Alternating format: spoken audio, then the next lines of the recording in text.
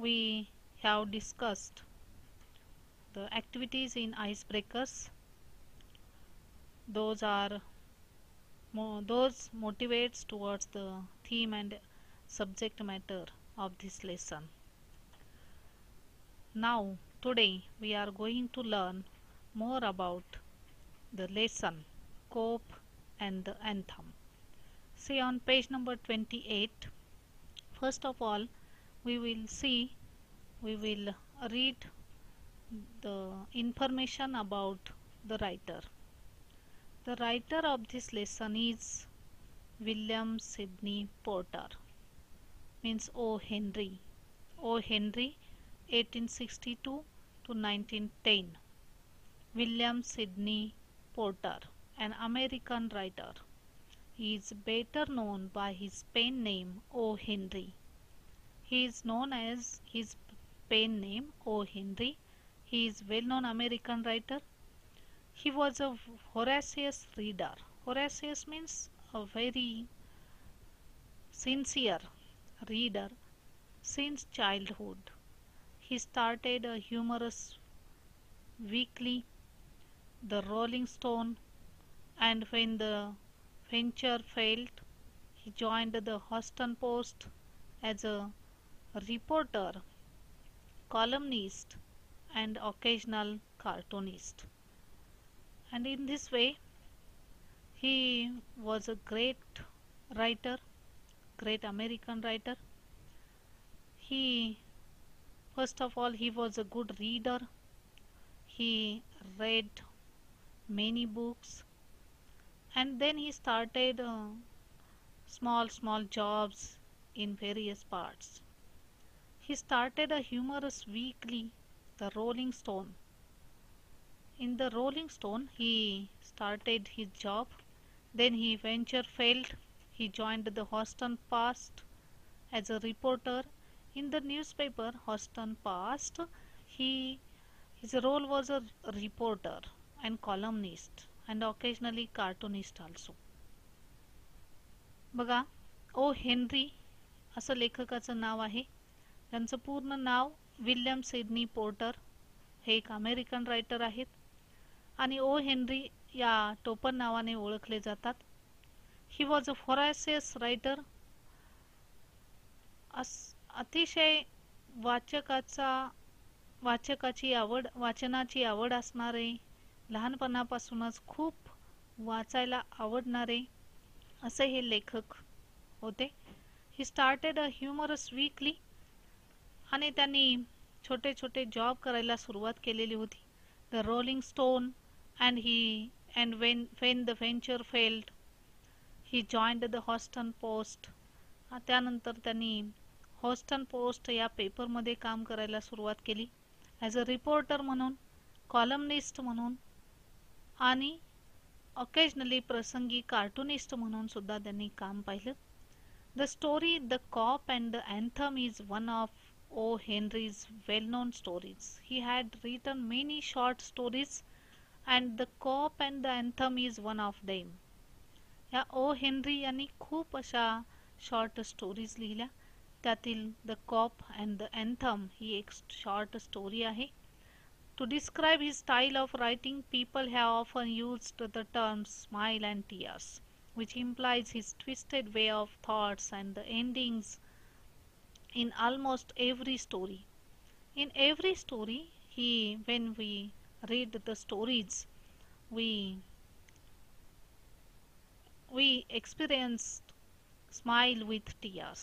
आपल्याला असा अनुभव येतो त्यांच्या शॉर्ट स्टोरीज वाचताना की या स्टोरीजमध्ये स्माइल विथ टीयर्स हे सुरुवातीचा भाग जरी गंभीर नसला, हास्यास्पद किंवा हसवणारा असला तरी त्या स्टोरीचा नंतरचा भाग, उर्वरित भाग मात्र डोळ्यात अश्रू आणणारा असतो.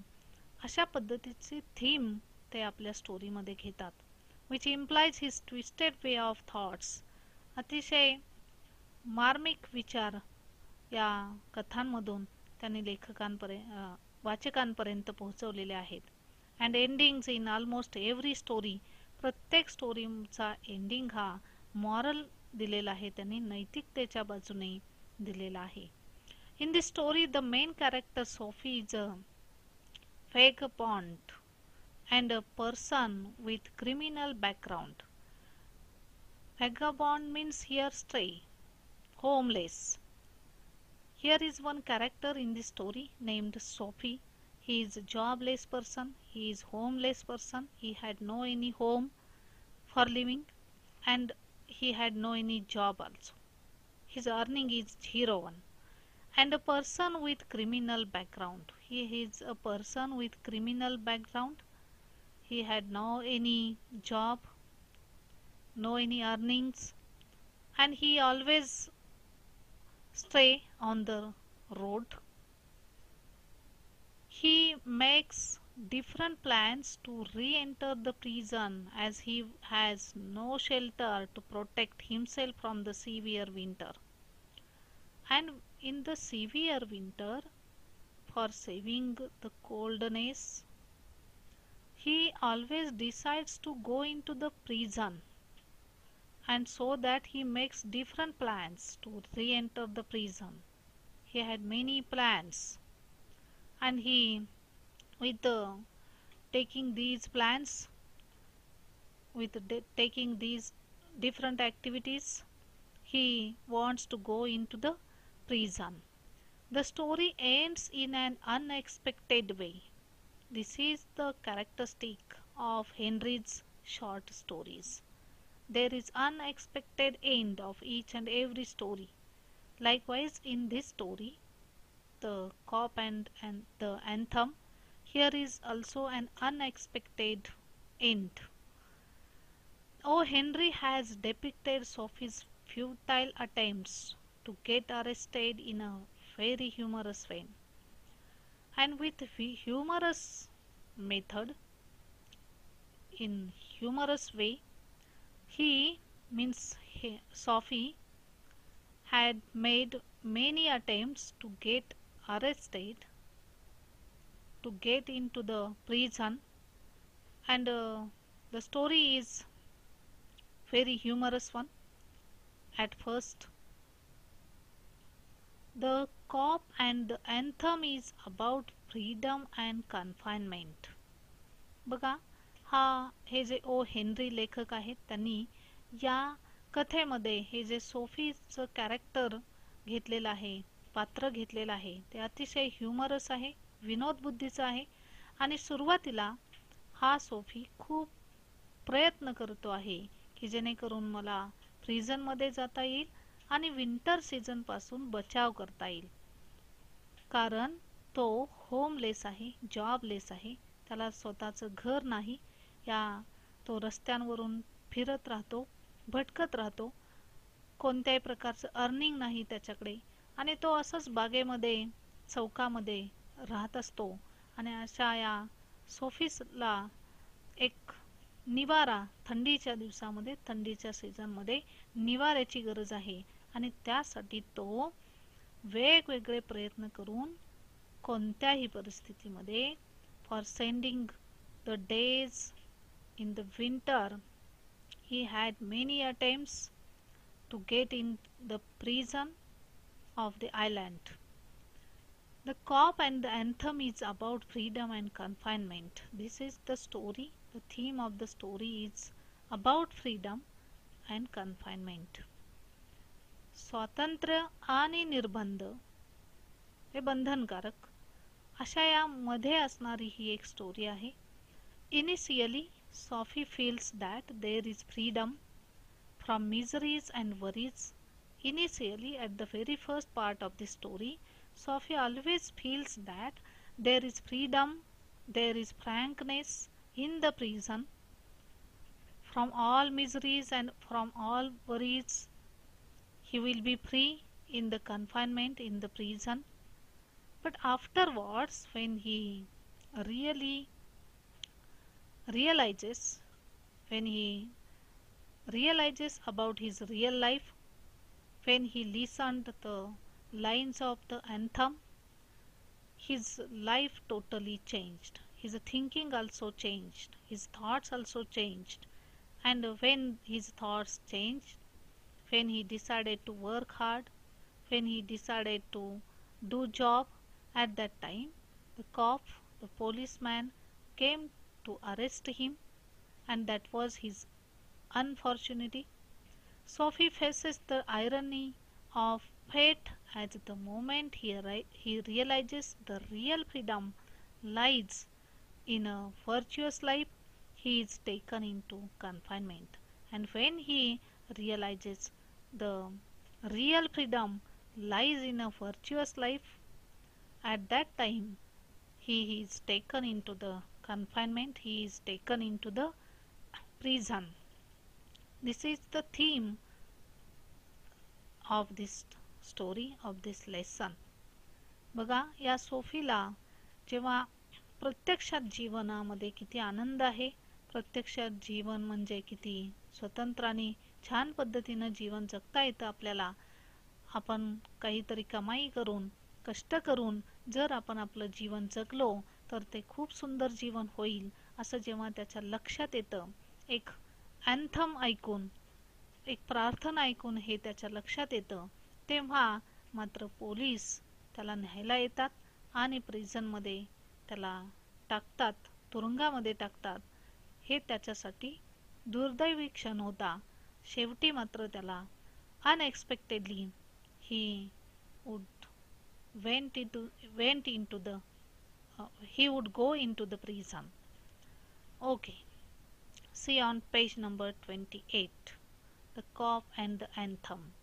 First of all, cop means here the policeman. Cop means the police, the authorized person, and anthem means here the anthem, the music being played by the organist inside the little church.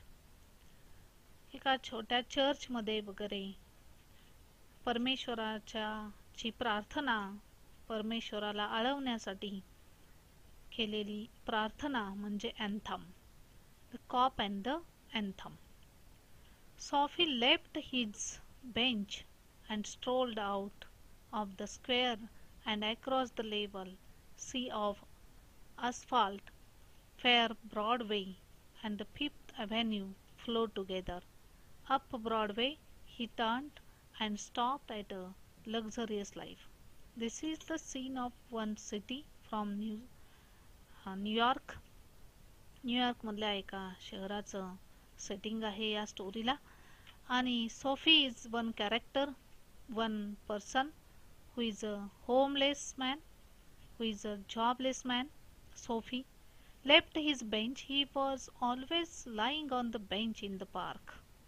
तो नेहमी park मधल्या एका bench वरती बसलेला असतो, झोपलेला असतो आणि तो पटकन असा उठतो आणि तो काहीतरी ठरवतो आहे बघा. and strolled out of the square and across the level sea of asphalt where Broadway and Fifth Avenue flow together. आणि हा त्या पार्क मधल्या बेंच वरून उठतो आणि strolled means walked in a leisurely way, अतिशय निवांतपणे फेरफटका मारता यावा, मारावा म्हणून तो सी लेवलला asphalt कडे च्या असणाऱ्या सी लेवल कडे तो निघालेला आहे, चौकातून पुढे निघालेला आहे. where Broadway and Fifth Avenue flow together. Up Broadway he turned, आणि ब्रॉडवेच्या बाजूला तो, वरच्या बाजूला तो वळतो and stopped at a luxurious cafe, आणि तो त्या एका लक्झरियस कॅफेच्या समोर येऊन उभा राहतो. and he began to thought very hardly. That was the winter season, the beginning of the winter season, and he noticed all signs of this winter season.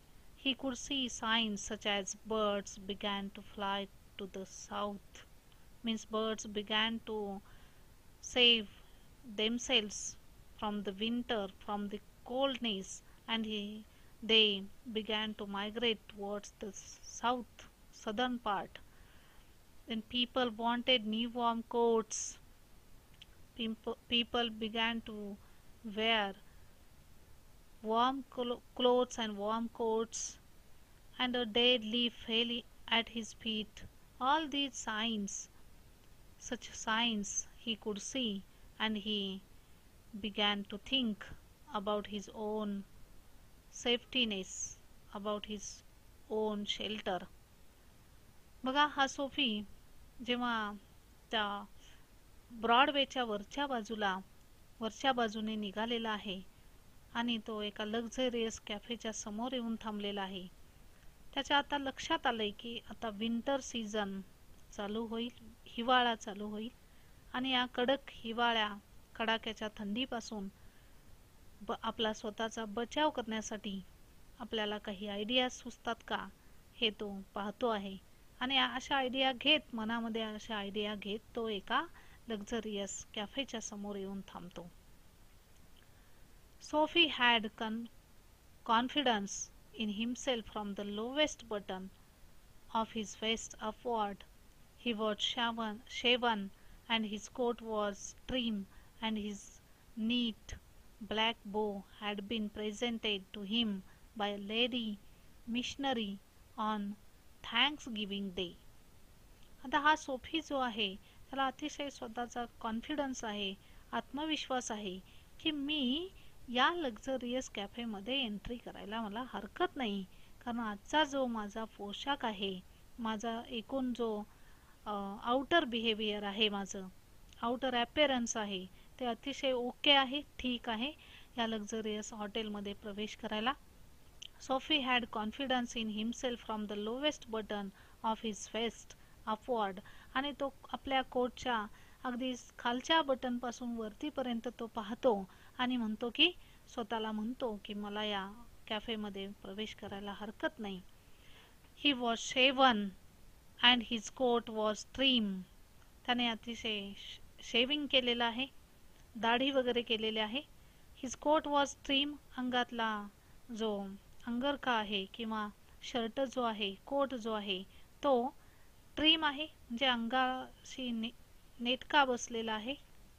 And his neat black bow had been presented to him by a lady missionary on Thanksgiving Day.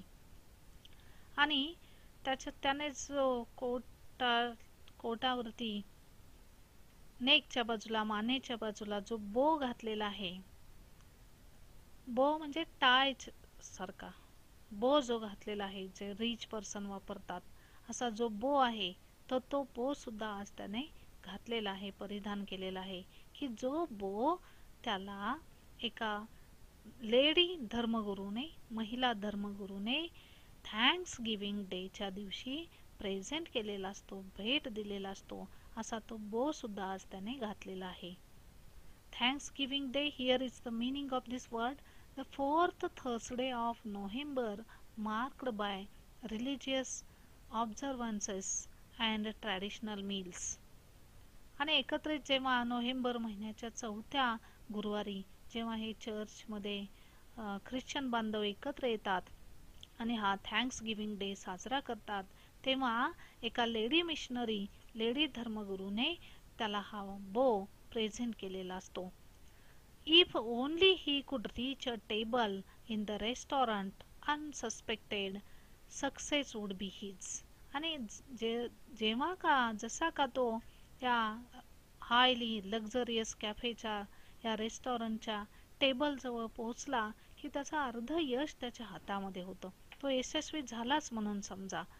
म्हणजे यशस्वी या अर्थाने की तो he was trying to get in the prison. त्याला प्रिझनमध्ये जायचं आहे, त्याला शेल्टरची गरज आहे आणि त्यासाठी तो असा प्रयत्न करतोय, काहीतरी प्रयत्न करतोय की जेणेकरून तो काहीतरी अशी चूक करणार आहे आणि ज्या चुकीमुळे, ज्या दोषामुळे तो प्रिझनमध्ये जाणार आहे, पोलीस त्याला पकडून नेणार आहेत प्रिझनमध्ये, असं काहीतरी तो ब्लेम करायला निघालेला आहे, क्राईम करायला निघालेला आहे आणि त्यासाठी तो या रेस्टॉरंटची, या हॉटेलची निवड करतो आहे आणि तो ठरवतो आहे की आपण या लक्झरियस कॅफेमध्ये प्रवेश करायचा.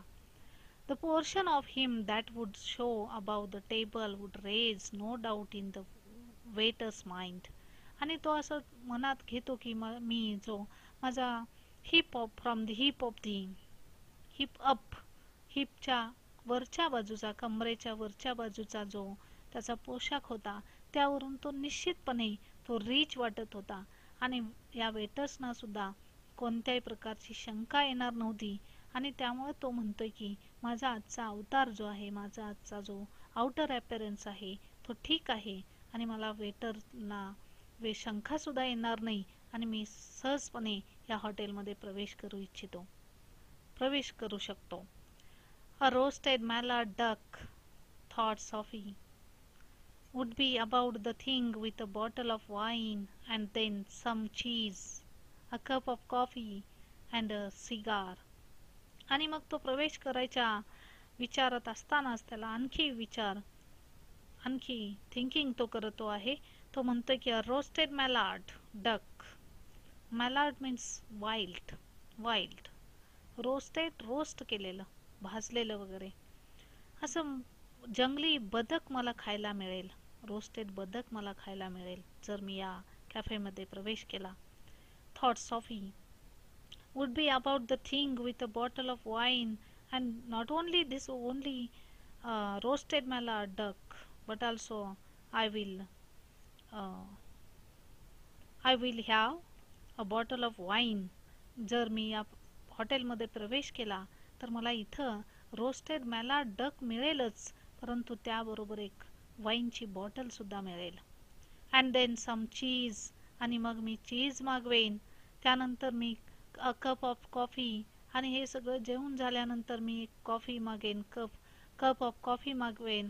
अँड सिगार, आणि एक सिगार सुद्धा मी पिण्यासाठी मागवेन. हे सगळं चैनीच्या वस्तू मी या हॉटेलमध्ये, रेस्टॉरंटमध्ये घेऊ शकतो.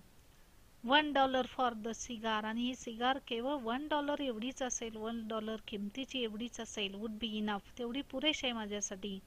The total would not B so high as to call forth any extreme of revenge from the cafe management.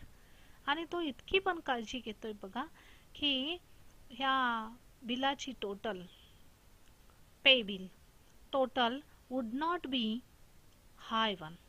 तो अशी काळजी घेतोय की आपली असणारी बिलाची टोटल बिल आपलं हे मोठं होता कामा नाही, जादा होता कामा नाही, एक्स्ट्रीम होता कामा नाही, की जेणेकरून या हॉटेलच्या कॅफेच्या मॅनेजमेंटना वेगळं काहीतरी ॲक्शन घ्यावी लागेल, माझ्यावर बदला घ्यावा लागेल, मला खूप मारझोड करावी लागेल, अशा प्रकारचा ची जादा रक्कम सुद्धा नसावी याची तो काळजी घेतोय.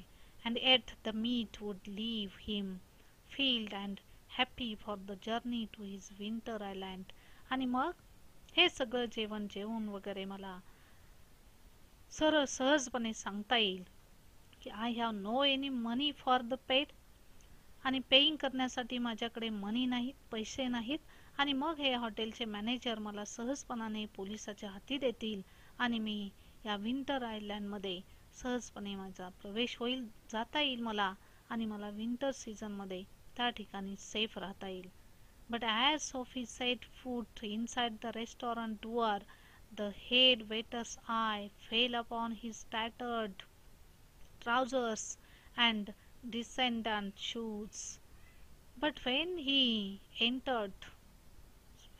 set foot inside the restaurant door, the head waiter's eye fell upon his tattered trousers and descendant shoes. बघा, परंतु जसा का हा सॉफी त्या रेस्टॉरंटच्या दरवाजावरती पाय ठेवणार, तो जाणार तिथं, इतक्यात त्या ठिकाणच्या हेड वेटर्सचे नजर त्याच्याकडे गेली आणि त्याच्या असणाऱ्या टॅटर्ड म्हणजे फाटलेल्या, वापरून जीर्ण झालेल्या टॅटर्ड, फाटलेल्या ट्राउझरकडे त्याचं लक्ष गेलं. अँड डिसेंडंट शूज, आणि ते डिसेंडंट म्हणजे ओल्ड, व्हेरी ओल्ड, जुनाट अशा शूजकडे त्या वेटरचं लक्ष गेलं आणि तो पटकन पुढे सरसावला. Strong and ready hands turned him about and conveyed him in silence and haste to the sidewalk and averted the ignoble fate of the menaced mallard. See on page number 29. आणि हा सोफी तिथून जाणार आत रेस्टॉरंटमध्ये, इतक्यात त्या head वेटरचं लक्ष त्याच्याकडे जातं आणि त्याच्या फाटलेल्या ट्राउझरकडे, जुनाट अशा शूजकडे त्याचं लक्ष जातं आणि strong and ready hands turned him about and conveyed him in a silence and haste to the sidewalk. आणि हे लांब मजबूत असे हात या सोफीच्या खांद्यांवर पडतात. की असे वेटर्स हॉटेल्समध्ये असतात बघा, की जेणेकरून असे जे कस्टमर्स विदाउट एनी मनी, विदाउट एनी पे करण्यासाठी अनेबल असणारे, बिल देऊ न शकणाऱ्या लोकांना धडा शिकवण्यासाठी किंवा तिथून हाकलवून लावण्यासाठी असे काही लोक हॉटेलमध्ये वगैरे असतात. असे काही वेटर्स असतात की जे स्ट्रॉंग असतात आणि अशा स्ट्रॉंग एका वेटरचे स्ट्रॉंग हात या सोफीच्या खांद्यांवर पडतात आणि तिथून त्याला हाकलवून लावलं जातं आणि घाईघाईने तो साईडवॉकवरती, फुटपाथवरती येतो आणि चालायला लागतो. अव्हिटेड मीन्स प्रिव्हेंटेड, बंधनकारक, बंधन केलेले, थांबवलेले. द इग्नोबल मीन्स डिसऑनरेबल, जे त्याचा अपमान केलेले. फेट ऑफ द मिनास्ड मॅलार्ड, आणि अशा पद्धतीनं he was prevented from the mallard duck, आणि त्याला जे मॅलार्ड डक खायचं होतं त्यापासून लांब ठेवलं गेलं. त्यापासून त्याची इच्छा अतृप्त राहिली आणि तो तिथून त्याला हाकलवून लावण्यात आलं. That was his first effort for getting in the prison, and he decided not to go in these types of hotels, restaurants, and he began to walk on the Broadway. So he turned off Broadway. It seemed that his route to the coveted island was not to be an easy one. Coveted means greatly desired, खूप अतीव इच्छा असणे, एखाद्या गोष्टीबद्दलची खूप इच्छा असणे. आणि मग हा सोफी या ब्रॉडवेच्या बाजूला तो निघून जातो. इट सीम्ड दॅट, आणि त्याचं आता लक्षात येतं की जे आपलं इप्सित साध्य आहे, जिथं आपल्याला पोहोचायचं आहे, जिथं जाण्याची तीव्र आपली इच्छा आहे, ते आपल्याला सहजपणे तिथं जाता येणार नाही, ते इतकं सोपं काम नव्हे असं त्याच्या लक्षात येतं. Some other way of entering the limbo must be devised. Limbo means border place between heaven and hell. Between heaven and hell. स्वर्ग आणि नरकामधली बॉर्डर प्लेस म्हटले लिंबो. स्वर्ग या अर्थाने की प्रिझन, या सोफीसाठी प्रिझन म्हणजे हेवन आहे, स्वर्ग आहे, ही सुरक्षित ठिकाण आहे. त्याला मिळणाऱ्या सगळ्या गोष्टी, त्या ठिकाणी आवश्यक असणाऱ्या सगळ्या गोष्टी, जीवनासाठी लागणाऱ्या खाणं पिणं निवारा त्याला तिथं मिळणार होता, आणि म्हणून त्याच्यासाठी prison is a heaven. And hell means here the severe coldness, severe winter in the New York मधला कडाक्याची थंडी म्हणजे त्याच्यासाठी हेल आहे, नरक आहे. आणि या हेल पासून वाचवण्यासाठी आणि तो हेवनकडे चाललेला आहे, तो प्रिझनकडे चाललेला आहे, स्वर्गाकडे चाललेला आहे. आणि हे काम तितकंसं सोपं नाही असं तो ठरवतो. अजून काही वेगळा मार्ग निघतोय का असं तो मनामध्ये ठरवतो आणि तिथून तो पुढे निघालेला आहे. In this way it is time to wind up our lecture. This is one person. I want to revise once again, students. This is one young man, Sophie. He is homeless, he is jobless person, and he was staying in the park. He used to live in the park in Madison Square, and he could see Signs such as birds began to fly to the south. People wanted newborn coats. A dead leaf fell at his feet, and so that he wanted to save himself. And so he has many ideas to get in the prison. He did many activities for getting in the prison. He wants to get into the prison. Now winter was approaching. He wants to escape from the coldness, and according to him prison is the best shelter. So every year he made different plans to enter the prison to save himself from the winter. And in this way, first of all, he went towards one luxurious cafe. He decided to enter that luxurious cafe, and he thought he was very appropriate man at that time. He could enter easily in that luxurious cafe, but one head waiter looked at him, and he scolded him. He prevented him to enter that particular luxurious cafe, and in this way he turned off Broadway, and he thought that it was not easy to get in the prison, and so he decided to do other way to get into the prison, get into the limbo. And in this way we learnt up to page number 29, the second paragraph. We will learn more about from page number 29 in the next lecture. Thank you.